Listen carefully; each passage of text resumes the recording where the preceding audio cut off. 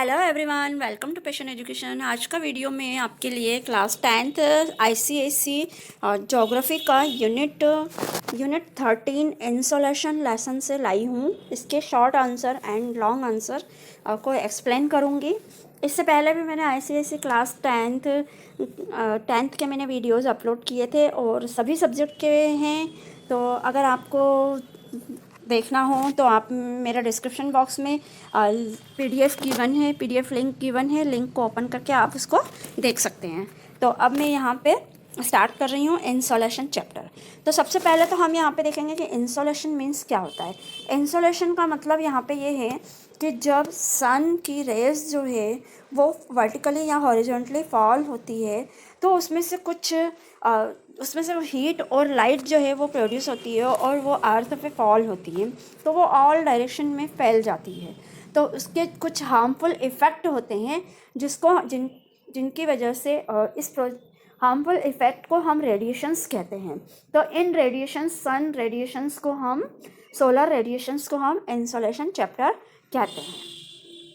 तो first question अब हम यहाँ पे आपको यही दिया हुआ है कि what is solar radiation, what is significance for the earth. Solar radiation क्या है और अर्थ पे इसका सिग्निफिकेंस मतलब इम्पोर्टेंस क्या है। तो अब आप इसका आंसर जो है ये 2 मार्क्स का एग्ज़ाम में आता है, तो आप इसको बिल्कुल अच्छे से प्रिपेयर कर लीजिए। अब तो बहुत ही कम समय बचा है, एग्ज़ाम की प्रिपरेशन आप लोगों की अच्छी ही बेटर चल रही होगी। अगर आपको कोई भी प्रॉब्लम किसी भी सब्जेक्ट या किसी भी टॉपिक से रिलेटेड कोई भी इश्यू आता है, कोई भी प्रॉब्लम आती है, तो आप मुझे कमेंट सेशन में मुझे कमेंट ज़रूर कीजिए। मैं आपकी comment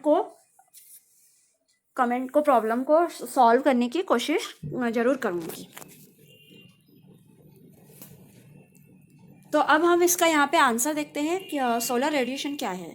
the sun continuously radiate heat and light energy in all the directions, it is known as solar radiation.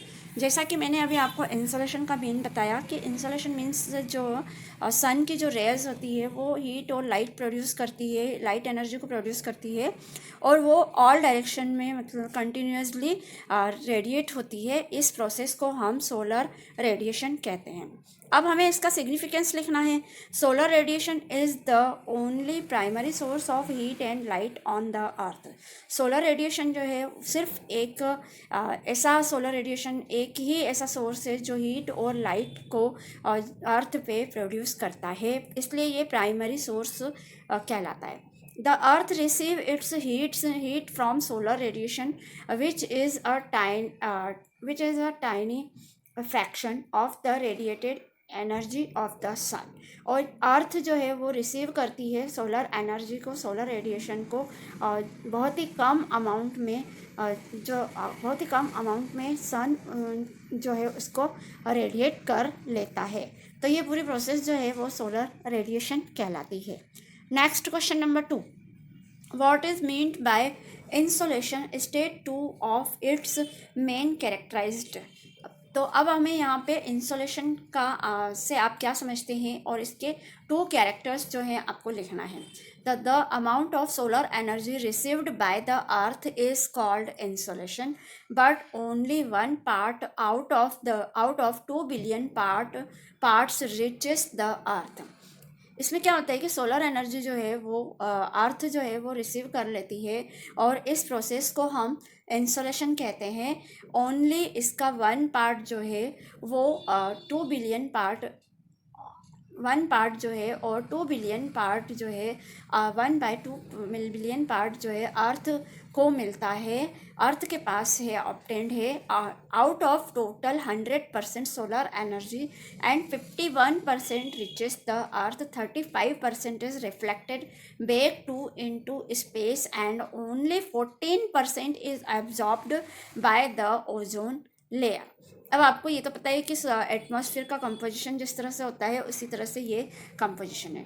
Solar energy जो है वो अर्थ में 100% इन्वॉल्व होती है, लेकिन इसमें से अर्थ को सिर्फ 51% ही मिलती है और 35% एनर्जी जो है वो रिफ्लेक्ट हो जाती है और स्पेस में चली जाती है।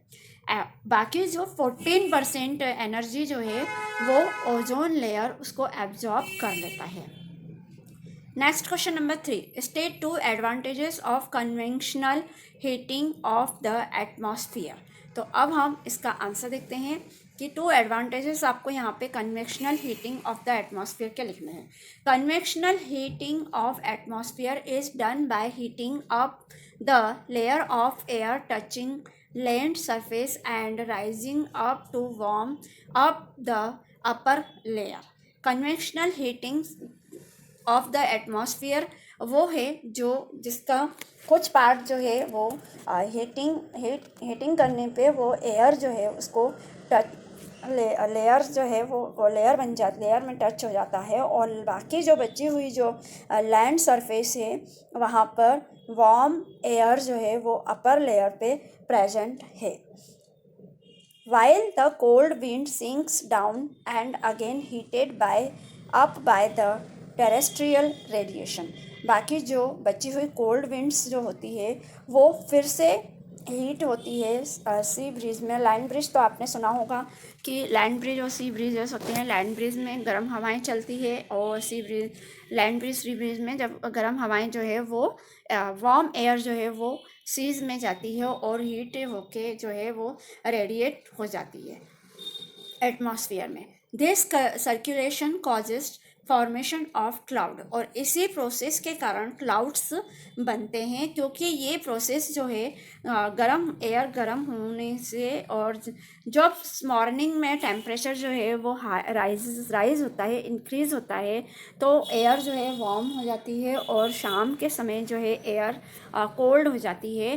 तो जब सन से रेज जो है सीधी समुद्र में जाती है, सीज में जाती है, और शाम को ठंडी हवाएं जो है वापस से ये अगेन फिर से ये ऊपर चल की तरफ राइज होती है, इंक्रीज़ होती है। इसलिए इस प्रोसेस को जो है क्लाइमेटिक बिहेवियर भी इस प्रोसेस के कारण ही क्लाउड्स बनते हैं। रेनफॉल मिड चेंजेस भी क्लाइमेटिक बिहेवियर के कारण ही होता है। क्वेश्चन नंबर 3 के बाद next question number 4, name 4 factors that affect the temperature of a place. किसी भी प्लेस को टेम्परेचर जब अफेक्ट करता है तो उसके आपको 4 फैक्टर्स बताने हैं। 4 फैक्टर ये है, एक तो लैटिट्यूड है, डिस्टेंस फ्रॉम द सी है, एल्टीट्यूड है, और विंड डायरेक्शंस है, और 4th है नेचुरल वेजिटेशन। इन चारों प्लेस का टेम्परेचर जो है वो बहुत ज़्यादा ही अफेक्ट होता है। Question number 5, how does the distance from the sea affect the distribution of temperature. जब किसी भी जब टेम्परेचर का डिस्ट्रीब्यूशन होता है तो वो उसमें उसके कारण होने वाला डिस्टेंस सी को क्या अफेक्ट करते हैं, डिस्टेंस जो है सी को क्या अफेक्ट करता है, उस पे सी पे समुद्र पे क्या अफेक्ट होता है वो बताना है। आंसर है due to the physical property of water which is heated up and cool down. ये फिजिकल वाटर की जो प्रॉपर्टी है ये फिजिकल प्रॉपर्टी के कारण होता है, क्योंकि पानी जो है वो पहले गर्म होता है, फिर बाद में स्लोली धीरे धीरे जो है ठंडा होता जाता है with respect to the land, और वो लैंड से सी से लैंड में जाता है, लैंड से सी में आता है। तो ये प्रोसेस जो है अगेन एंड अगेन रिपीट होती है। So the coastal areas experience mild climate with least range of temperature while the region far from the sea are affected by extreme climate with maximum range of temperature। ये जो affect होता है वो mild climate coastal area में इसका affect जो है mild होता है, जबकि इसका क्योंकि वहाँ पर टेम्परेचर जो है वो टेम्परेचर की जो रेंज होती है लो टेम्परेचर होता है वहाँ पे, और कुछ एरियाज़ में जैसे सीज़ में जो है बहुत ज़्यादा ही क्लाइमेट जो है वो एक्सट्रीम क्लाइमेट जो है अफेक्ट करता है, क्योंकि वहाँ का टेम्परेचर जो है वो मैक्सिमम हो जाता है, इंक्रीज़ हो जाता है, हाई हो जाता है। Question number 6, state the pattern of temperature in mid latitude. Mid latitude का यहाँ पे आपको पैटर्न बताना है, टेम्परेचर पैटर्न बताना है। Due to spherical shape of the earth, temperature zone get less insolation resulting in moderate climate with normal temperature ranging from 15 degree centigrade to 30 degree Celsius. हमारी earth जो है वो आपको सभी को मालूम है कि उसका शेप जो है स्फेरिकल होता है। तो और यहाँ का जो टेम्परेचर जोन है वो मॉडरेट क्लाइमेट होता है और नॉर्मल टेम्परेचर जो है वो 15 टू 30 डिग्री सेल्सियस के बीच में होता है। The duration of sunshine is greater in summer than winter. और समर में टेम्परेचर जो है वो ग्रेटर हो जाता है और विंटर में जो है वो लो हो जाता है। So the summer is warm and winter is cold, जिसके कारण टेम्परेचर हाई होने के कारण समर जो है वार्म हो जाती है और टेम्परेचर लो होने की वजह से विंटर जो है वो कोल्ड हो जाता है। Next question 7, how would the bridges that blow during the day and those that blow during the night affect the temperature of a place situated in the coastal region। अब आपको यहाँ पे डे एंड ड्यूरिंग नाइट के समय में temperature जो है किसी भी प्लेस पे जो है कोस्टल रीजन के आसपास जो है वो अफेक्ट करता है, जैसे कि ब्रिजेस के आसपास। तो उस वो कैसे अफेक्ट करता है, किन कारणों से टेम्परेचर जो है अफेक्ट होता है, रीजन बताना है। During the day the sea breeze blowing from the sea towards land keeps the coastal region cool. जब सी ब्रीज से एयर जो है ब्लो होती है, सी की तरफ आगे बढ़ती है और लैंड कोस्टल रीजन में जाती है, कोस्टल रीजन में सी ब्रीज होता है तो वहाँ की एयर जो है वो धीरे धीरे कूल हो जाती है और जिसके कारण जो है during the night land breezes blowing from land towards sea make the sea cooler, जिसके कारण जो है नाइट्स जो है कूलर हो जाती है, ठंडी रातें हो जाती है। जैसे कि अभी जो है ठंडी हवाएं चलने लगी है, दिन के समय टेम्परेचर जो है वो हाई है और शाम जैसे जैसे जो शाम इवनिंग होती जाती है तो एयर की जो है वो ठंडी होती जाती है, क्योंकि एयर जो है सीधी रेज जो है सन रेज जो है वो सी की तरफ जाती है और सी वाटर जो है वो कोल्ड होता है। कोल्ड वाटर के कारण हवाएं भी ठंडी हो जाती है, जिसको हम सी ब्रीज कहते हैं। तो इसलिए कोस्टल रीजन से टेम्परेचर जो है वो बहुत ज़्यादा ही अफेक्ट होता है। Question number 8, What difference is there in the temperature on a mountain and on the sea shore? यहाँ पे आपको माउंटेन एंड सी शोर के टेम्परेचर में आपको डिफरेंस बताना है। The rate of decrease of temperature is 1 degree Celsius for every 166 metres. 1 degree Celsius temperature जब होता है तो उसमें 166 मीटर जो है उसका रेट जो है वो डाउन और डिक्रीज हो जाता है। The temperature on a mountain are far lesser than the temperature on the sea shore which is nearly at zero height. और वो 1 डिग्री सेल्सियस से भी लो डिक्रीज होता जाता है और वो नियरली 0 डिग्री सेल्सियस के पास पहुंच जाता है। Next question 9, why is India cooler in December than in July. जुलाई की अपेक्षा दिसंबर जो है इंडिया में कूलर होता है, ठंडा होता है, क्यों? तो अब जो है 11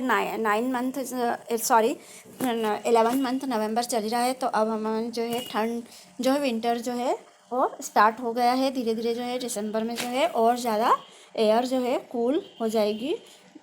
तो इसका रीज़न बताना है। Tropic of cancer passes mid way across India. जब ट्रॉपिक ऑफ कैंसर जो है वो इंडिया को अक्रॉस कर मिड वे जो है उसकी क्रॉस कर लेती है। There is summer season in July, जबकि समर सीजन जो है वो जुलाई तक होता है। और while in December the sun is vertical on the tropic of Capricorn.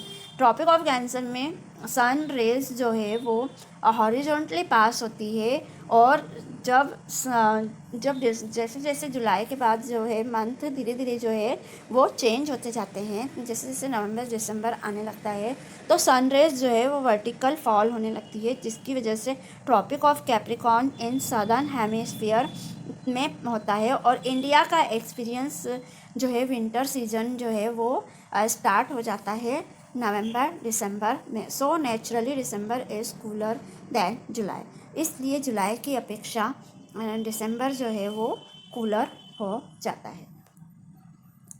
Last question number 10, state two chief characteristic of temperate zone.